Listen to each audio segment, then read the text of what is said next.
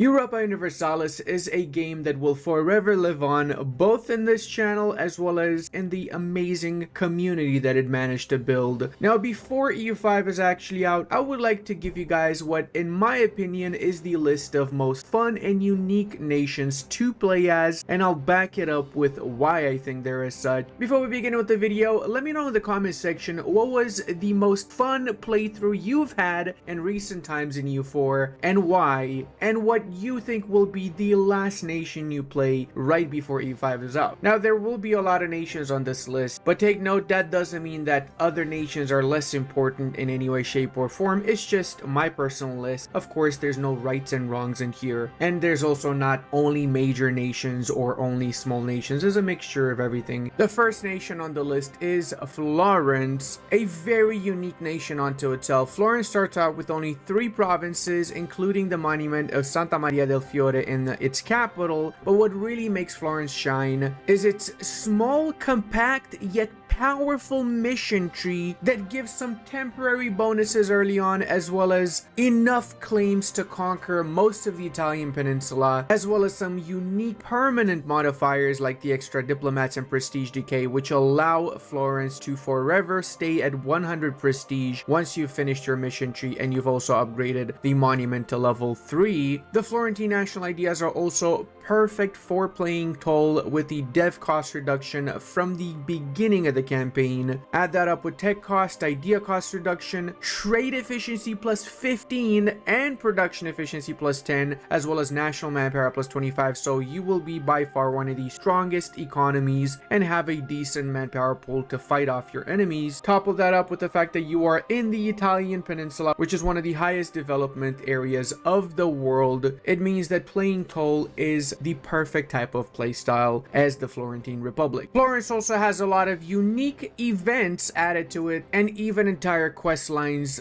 behind these particular choices that you make during those events. So if you haven't tried it yet, definitely go for the Florentine Republic. You will not regret it. Next on the list, and a nation that has really grown on me in the last few patches, is England. Now, England is definitely a fan favorite. In fact, Paradox let us know a couple of years back that England is the most played nation in EU4, alongside the custom nations apparently. And speaking of, if you guys want me to do a top 10 custom nation designs, let me know in the comment section. I have a lot of custom nations that I normally use in my own personal games, and maybe some of you would enjoy watching them. And also, if you have any suggestions for custom nations, let me know your national ideas for your custom nations and what kind of wacky ones you managed to build for yourself. Now, why is England such a unique and flavorful as well as fun nation? For a lot of reasons. First off, this is likely one of the most flavorful nations in the game. The mission tree that it has is actually 3 mission trees into one. Once you've gotten your choice done, the top part of the mission tree revolves around the early conflicts of England and eventually the British realms in general, where you get permanent claims on the entirety of the British region, subjugation on Scotland, more claims on the island up north around the Orkney and Falklands. After you've unified the British Isles and you've decided to form Great Britain, you will get some more choices of expansion by the middle part of your mission tree, which revolves around the colonies, building up your navy, with the latter part of the mission tree focusing on your internal, giving some unique modifiers that are also permanent, such as war score from battle modifiers. A ton of development, as well as coal will be available to embrace once you have the manufacturers institution, so you could technically embrace coal way before anybody else, which is huge because this is the only nation that can embrace coal so early, which means that as the British, you will get richer than anybody else. The cool part about England is also the versatility of the nation. So you could do what I've done in this particular save,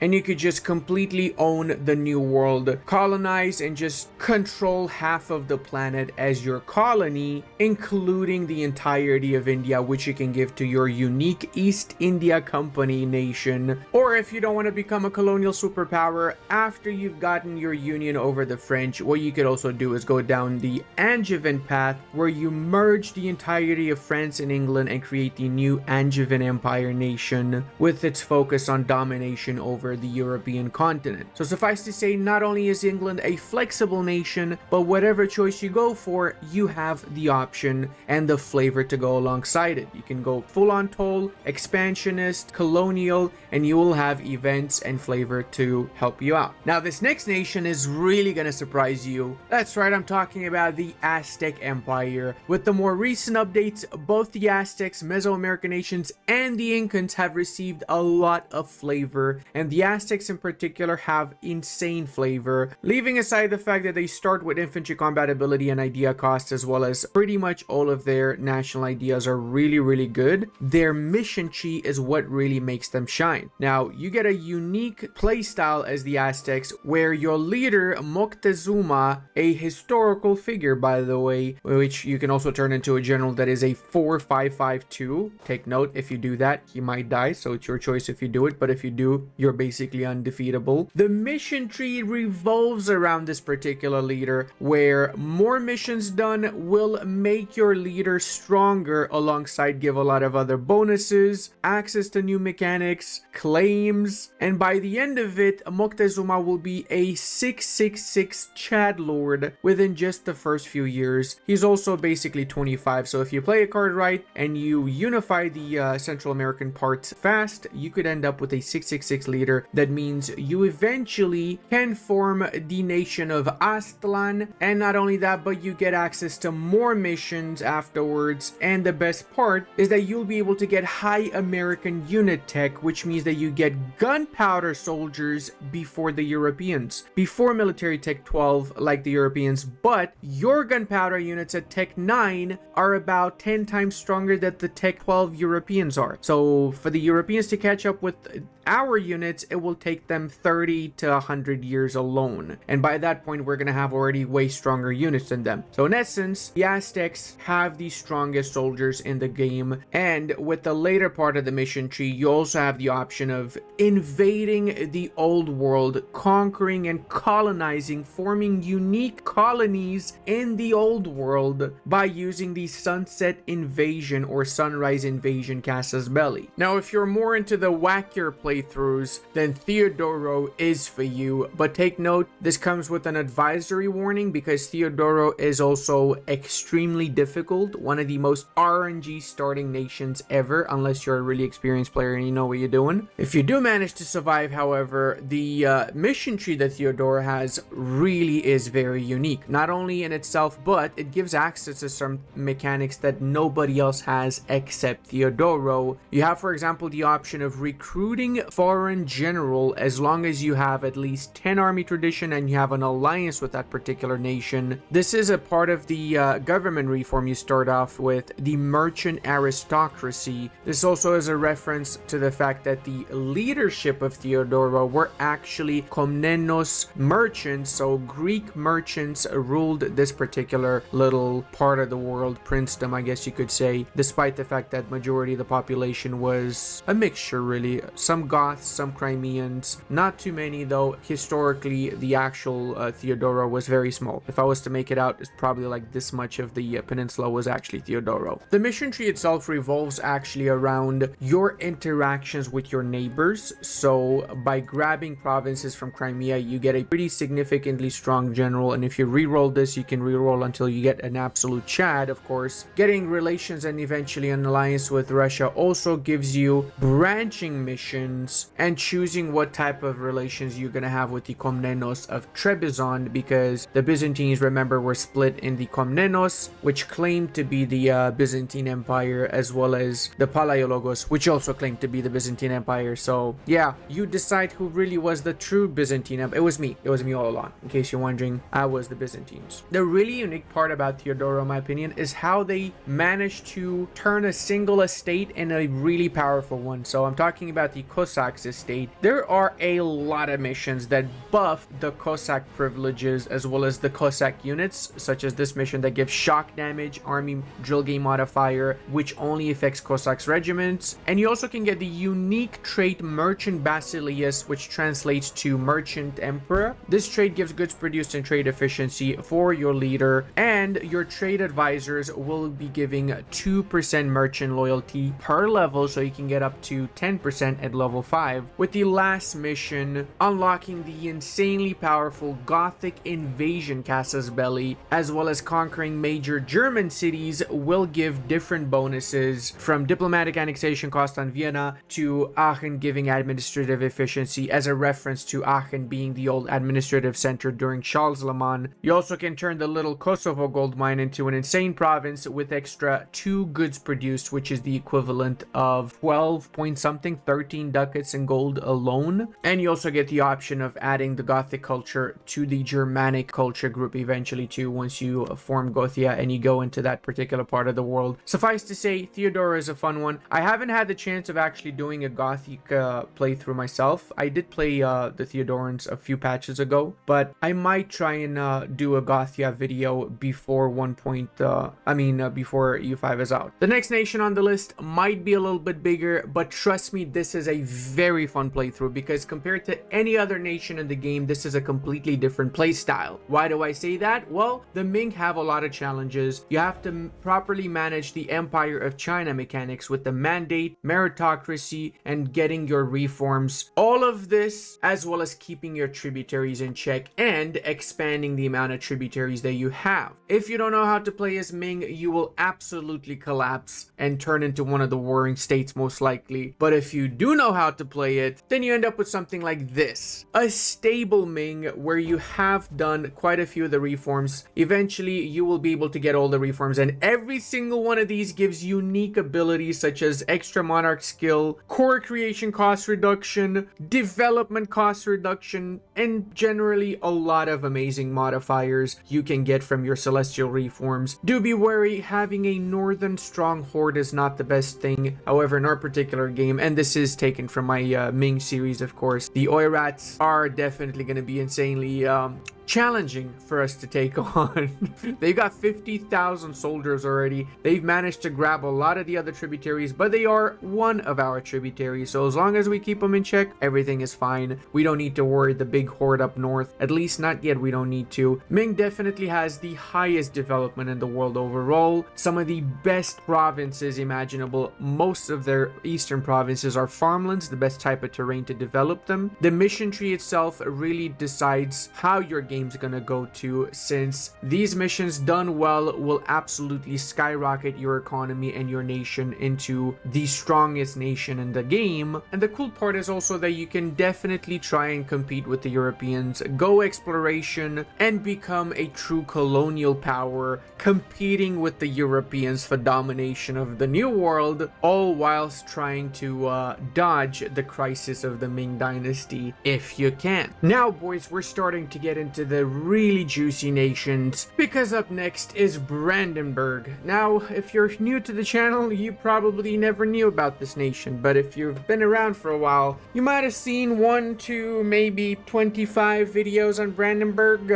Let's just say I might have a bit of an addiction, but there's a good reason why, okay? Hear me out. Brandenburg is amazing. It's basically an underdog in Northern Europe, starting off with only a few provinces, but it has the highest potential to unify the German nation, even higher than Austria, some would say, because historically the nation that did unify Germany was Prussia, and the nation that formed Prussia is pretty much Brandenburg. That's why, starting off as Brandenburg, you have a juicy mission tree to help you out with that unification, eventually giving governing capacity and admin efficiency from having unified the German Confederation, alongside other unique military primarily focused modifiers that you permanently get. What's really cool about this is not necessarily the mission tree though, it's the combination of events such as the Neumark event, which allow you to get these 2 provinces for free, which in turn means you're going to be able to get your claims on Pomerania. So in essence, the pacing of the events and the missions for this nation is extremely well done. Within just a few years,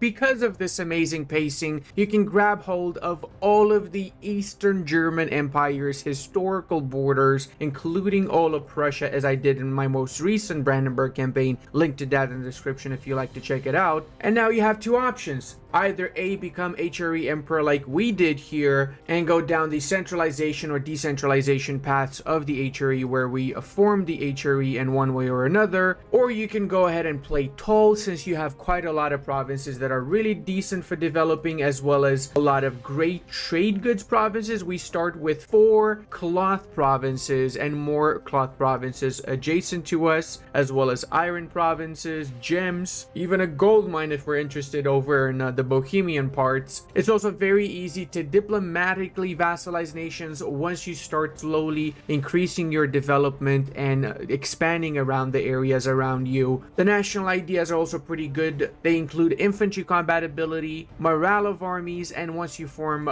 Prussia, which should be a priority, you get the best military ideas, or some of the best military ideas, as well as the unique Prussian monarchy government reform. The reason I think this is a really unique and fun nation to play as is because it's just unbeatable. The feeling that you get when you play as this nation, you get these specific borders as Brandenburg, and the pacing at which you do it, be it faster or slower, is unlike anything else. Another nation that deserves to be on this list, and you probably never played it, is Sistan. Why Sistan, you ask? That is so random, Ludi. That's right, it's for one reason alone, and that is to get the Heir of Timur achievement. Basically, before 1500, you have to get the entirety of the Indian Peninsula. I got the achievement. I think I have it as Afghanistan, however, not as Sistan. I'm just saying Sistan and not Afghanistan because Sistan is significantly more difficult. You only have 2 cores compared to Afghanistan, which you have a lot of cores. So after your independence war, you're strong enough to take on the rest of India. Whereas Sistan, you not only have to build up your industry and your power base, seeing as you only start with 14 development and can only get an extra 7 more development for free from your cores, but you also have to go through Afghanistan, which likely will be an ally of yours in the war, so that's gonna time gate you a little bit, and then after you have a very little amount of time to get all of the provinces within India under your control. I've seen some people do the true Heir of Timur with Sistan. I really have a lot of respect for them. I haven't done it as Sistan myself. I was thinking about it, but at the same time, I want to keep the 2 remaining neurons I've got in my brain. So this one's to you. I'm challenging you. Do this. Impress me like no one has ever impressed me before. Then if you do, I might consider doing a stream of Sistan myself, just to embarrass myself a little bit. Now, speaking of Sistan itself, it does have some decent ideas actually. You got infantry compatibility, infantry cost and shock damage received, as well as production efficiency, trade power. So it's not the worst idea-wise, but you do have a basic mission tree. You don't even have the Timurid mission tree. You would have to form the Timurids if you like to get that particular mission tree, or just full on go for the Mughals, which is obviously the better option. I think Sistan really is an underrated fun nation, some might say, but it is definitely for the higher skilled players, that's for sure. Now, speaking of the higher skilled players, of course, this list wouldn't be full without Byzantium in it. Byzantium is by far one of my favorite nation, if not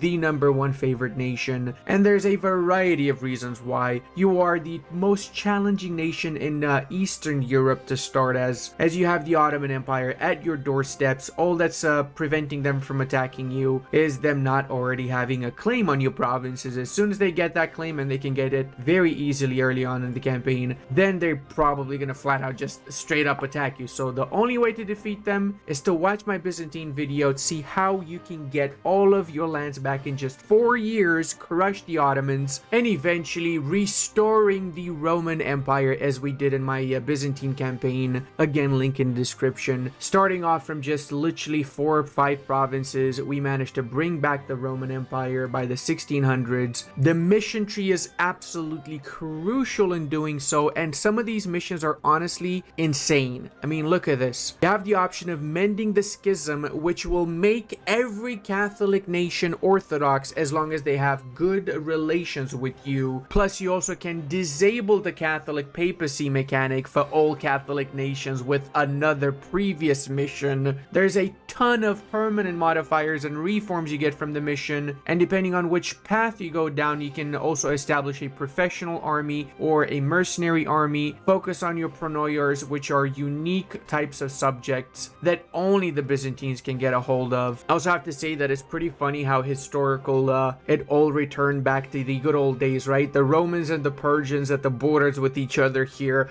one and the other strong and back from the shadows, right? Because this was, I believe, restored by the fledgling remains of the Persians. Let me actually watch the timeline here because I'm a little bit curious. So yeah, look at that. Within just the first few years, we managed to get a hold of the Balkans, all of Anatolia. We pushed for Anatolia especially, and then we expanded into North Africa before deciding to start going back into Iberia and the Italian peninsula, starting from the northern parts actually. So the thing is, we basically did what historically Justinian was trying to do here. We went into the Italian Hispanic areas and then slowly marched into the rest of the Roman Empire. If only he wasn't a skibidib and he didn't get rid of Basileus, then probably we would have still had Romans around today. Who's to say, right? The list doesn't stop here, because up next we have Mali, a shadow of its former self. Mali once was the strongest nation in West Africa, with the famous Mansa Musa being the second richest man to have ever lived, right after Crassus. Because yeah, that's right, I'm throwing down the gauntlet. He was not the richest man, okay? I'm not even sure he was in the top 10, but I'll give him second because I know some of you have watched too many videos on YouTube and you think that he was the richest. Reality is, we have no source that says how rich he was, okay? We just have some sources saying that he devaluated the currency in Cairo. That's it. That doesn't mean shit, okay? We have actual logs of Crassus's wealth, which was way above Elon Musk. So yeah, that guy actually was proven the richest man in history. I'm not a Roma boo. I'm not a Roma boo. Let's go back to Mali, shall we? Mali in EU4 really is very special because it starts with some horrible events. I'm talking the decline of Mali, which will give you a lot of autonomy, a ton of rebels spawning every 5 seconds, and in order for you to navigate yourself out of that situation, you have to go down your mission path. Starting from the very top, you gotta appease the various areas and the various groups within your country to eventually restore the empire, which means that you change your rank to empire, get some claim, and you will no longer suffer from the multiple rebellions that you're going to be getting early on in the campaign. Mali has the potential to quickly unify all of the West African parts, but more importantly, you can also go into the New World, create a colonial empire, and because you also have a lot of gold mines early on around you, you can become filthy rich off of these gold mines. Take note though, rebels might increase the autonomy a lot here, so you might end up not getting as much from these gold mines as you like to. On a scale of 1 to 10, I'd say that Mali is around 7 on the difficulty meter, simply because if you haven't played in this area before and you haven't experienced the disaster, you will be taken by surprise, that's for sure. Now going into the east a bit, I'm gonna add on the same tier as Mali, Majapahit. Why are we doing that? Because they have a very similar situation at the beginning. You've got your unique Fall of Majapahit disaster, and with this you have to navigate your mission tree again, do these initial 3 missions which will allow you to prevent the collapse of Majapahit. Historically, Majapahit